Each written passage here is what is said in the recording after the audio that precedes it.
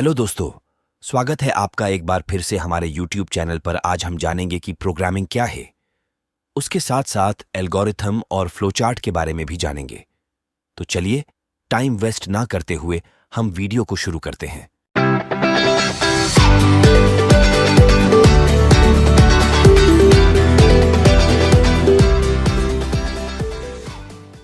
Programming के बारे में जानने से पहले हमें प्रोग्रामिंग की बेसिक नॉलेज होनी चाहिए। सबसे पहले प्रोग्रामिंग क्या है? प्रोग्रामिंग भाषाओं में आमतौर पर एक के लिए निर्देश शामिल होते हैं, कंप्यूटर। प्रोग्रामिंग भाषाओं का उपयोग प्रोग्राम बनाने के लिए किया जा सकता है। विशिष्ट एल्गोरिदम लागू करें। दूसरे शब्दों में, एक प्रोग्रामिंग भाषा एक विशेष भाषा है जिसका उपयोग प्रोग्रामर सॉफ्टवेयर प्रोग्राम, स्क्रिप्ट आदि विकसित करने के लिए करते हैं। प्रोग्राम को बनाने के लिए सबसे पहले उसकी समस्याओं के बारे में जानना जरूरी है। जैसे हमें अहमदाबाद से मुंबई जाना है, मान लीजिए ये एक समस्या ही, और उसका समाधान ये है कि हम बस, ट्रेन, फ्लाइट से जा सकते हैं। हम प्रोग्राम किसी भी समस्या का हल निकालने के लिए ही करते हैं। समस्या क्या है? चलिए जानते हैं। समस्या का अर्थ है कोई प्रश्न या कोई पहेली। उदाहरण के लिए, रूबिक जैसे पहेली सुलझाने वाले खेल घन को एक समस्या माना जा सकता है, और समाधान, उस खेल को समस्या समाधान के रूप में भी जाना जाता है। समस्या एक ऐसा मामला या स्थिति है जिससे निपटना या समझना कठिन है। किसी समस्या को हल करने के कई तरीके हैं। उदाहरण के लिए, अगर हमें अहमदाबाद से मुंबई की यात्रा करनी है तो हमारे पास कई रास्ते हैं, कार, बस, ट्रेन या फ्लाइट से। लेकिन यहां हमें खोजना होगा कि सबसे कम समय और सबसे कम पैसा किसमें लगता है। किसी भी समस्या का समाधान लाने के 4 सरल स्टेप्स है। सबसे पहला, समस्या के बारे में जानें। दूसरा, समस्या के लिए एल्गोरिथम बनाएं।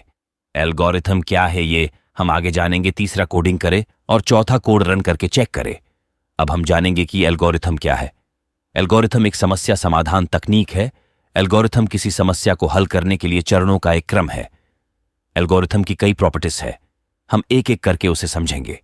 पहला, प्रत्येक निर्देश स्पष्ट होना चाहिए और उसका एक ही स्पष्ट अर्थ होना चाहिए। दूसरा, प्रत्येक एल्गोरिदम में इनपुट आउटपुट होता है। तीसरा, इसमें सीमित निर्देश का क्रम होना चाहिए। इसका मतलब है निर्देश होना चाहिए, एक निश्चित समय के बाद प्रोग्राम समाप्त हो जाना चाहिए। चौथा, एल्गोरिदम सरल होना चाहिए। पांचवा, एल्गोरिदम बिना किसी अस्पष्टता के स्पष्ट होना चाहिए। और आखिरी, एल्गोरिदम से समस्या का एक अनोखा समाधान प्राप्त होना चाहिए। अब हम एल्गोरिथम के फायदे और नुकसान को जानेंगे। एल्गोरिथम के फायदे: सबसे पहला, इसे लिखना और समझना सरल है। दूसरा, यह एक प्रोग्रामिंग भाषा नहीं है और इसीलिए कोई भी उपयोगकर्ता इसे लिख सकता है। तीसरा, एरर को आसानी से ढूंढा जा सकता है। चौथा, एल्गोरिथम से एक प्रोग्रामर प्रोग्राम लिख सकता है। एल्गोरिथम के नुकसान: पहला, इसे बड़े बड़े प्रोजेक्ट के लिए लिखना असंभव है। दूसरा, एल्गोरिथम लिखने में काफी समय लगता है। अब हम फ्लो चार्ट के बारे में जानेंगे। सबसे पहले, फ्लो चार्ट क्या है? फ्लो चार्ट प्रोग्राम का एक ग्राफिकल प्रतिनिधित्व है।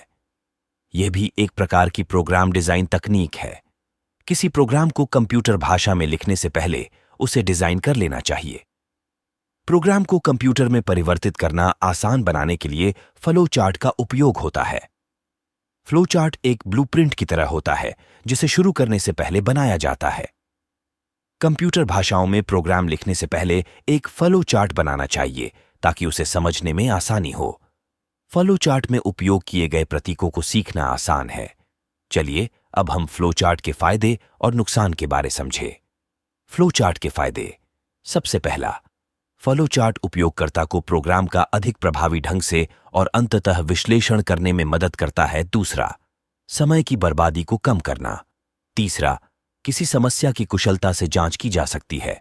चौथा, प्रोग्राम फ्लो चार्ट अच्छे प्रोग्रामिंग दस्तावेजीकरण के रूप में कार्य करते हैं, जो कि आवश्यक है। पांचवा, ऑपरेटिंग प्रोग्राम के रखरखाव को समझना सरल हो जाता है, इसलिए प्रोग्रामर शुरू में फ्लो चार्ट डिजाइन करने में अधिक प्रयास करेगा।